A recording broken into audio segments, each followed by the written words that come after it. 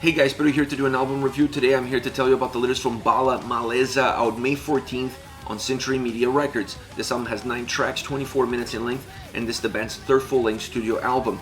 They are a Spanish stoner grunge duo. That's right, duo. I was blown away by the amount of sound created by these two incredible souls.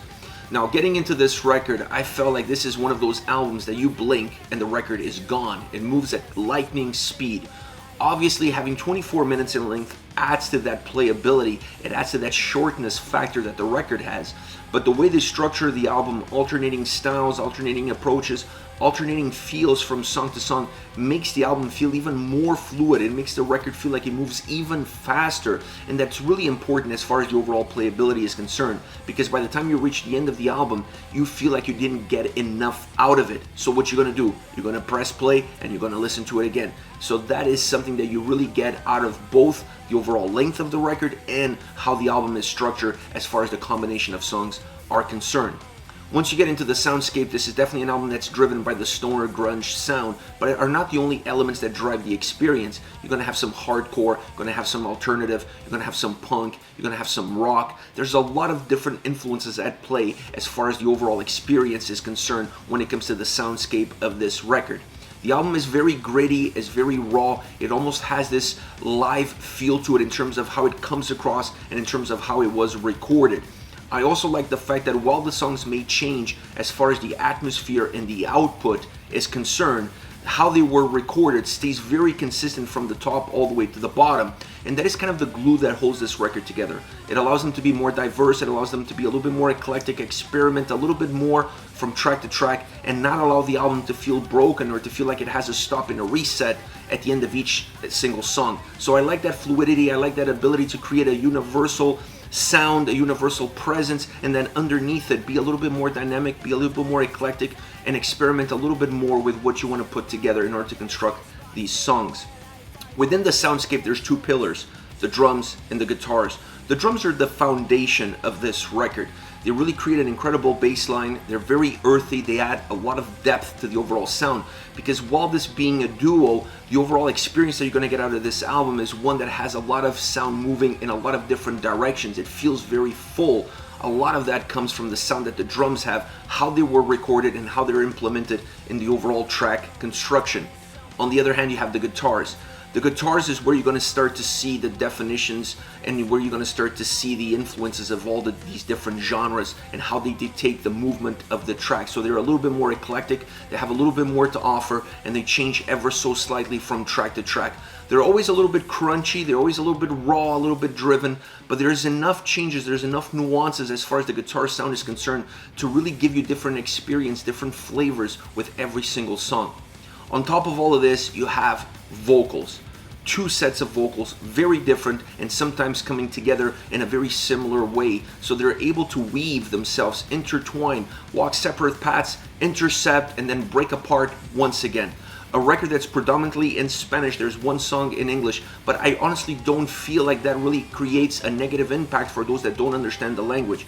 When you listen to this record, you're gonna feel the aggression that's present in the lyrics, regardless if you understand them or not. It's impossible to walk away from this album and not understand exactly the emotion that drove these songs, the emotion that drove these lyrics, and what comes out of it on every single track when they put their vocals into it. Very powerful, very raw, matching the overall soundscape of the album, really no holds bar, and pushing this record forward in always in your face style approach from track to track. Overall, this was the first time that I've heard this band, and I'm blown away. This is one of those records that you're always going to remember where you were the first time that you listened to it. It had that kind of impact on me.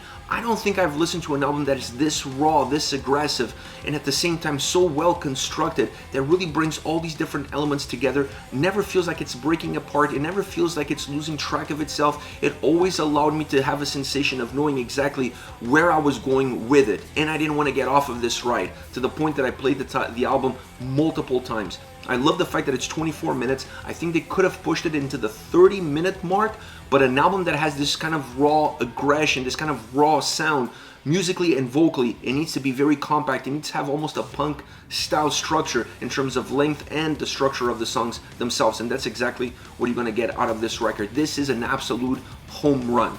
Now, as far as favorite songs are concerned, I want to start off with Cien Obstáculos. The drums set the bass line of this track, and I really love it. The guitars drive the experience, a track that has a little bit of a crunchy, gritty sound to it coming out of the guitars. Big volume, once again, that's predominantly coming from the drums, expanding what the guitars have done and really creating a big wall of sound. The verses push you towards the chorus, and then the chorus changes vocally. Musically is a song that's very linear, that really stays on path regardless if you are in the verses or in the chorus. The main change is really coming from the vocals. Having two voices coming in the chorus makes the song feel a little bit more impactful, makes the track explode, becoming a little bit more memorable. But musically, very balanced track from top to bottom. Next, Quieres Entrar, my favorite song on the album. I just absolutely love this track. It has a little bit of a doom vibe to it, specifically in the chorus, but a song that has a melancholic intro, and that melancholic intro really becomes part of the DNA of the song. This is a track that has two levels. It has a very high and a very low. In that low, you're gonna get the more melancholic approach, a very doomy feel almost, just very stripped down effect. And then when the song explodes into the chorus, you're gonna get this extreme high of aggression, of pain, of suffering, with an incredible guitar riff that just sounds nasty. I love the sound that it has. It transports a little bit of the melancholy that's in the verses into the chorus, and it adds to the overall aggression that the track has. A song that is just Jekyll and Hyde. It's just constantly changing from one level to the other, changing the eyesight of the listener constantly. I just love the barrage that you're going to get on this track, and the constant changes of levels, the lows, the highs, just really extremes. Just incredible track all around. Last but not least, Rituais, a more stoner rock song, if you will, a more straightforward track. Out of these three, perhaps the most straightforward song of them all. It has this incredible construction to it, and with an incredible sonic perspective added into it. Great vocal harmonies, the two vocals working really well together, not really feeling like one is overshadowing the other or overtaking the other, rather the two of them working in parallel to create a more balanced out approach as far as vocals are concerned. Controlled in the verses, a really super controlled song in the verses musically and vocally, and then a little bit more explosive in the chorus, but not completely over the top, staying very balanced throughout. I love this track. I love the straightforwardness of this song. The rock bass line really stays true from the beginning to end, regardless of verses, regardless of chorus, and vocally the harmonies are just outstanding, really adding a lot of life, adding a lot of substance to a track that's perhaps one of the most controlled songs from beginning to end without really allowing you to kind of lose yourself in it. This is it. This is Bala with Maleza, out May 14th on Century Media Records. Let me know your thoughts. Use the comment section below. I'll be reading those and getting back to you. Take care, guys.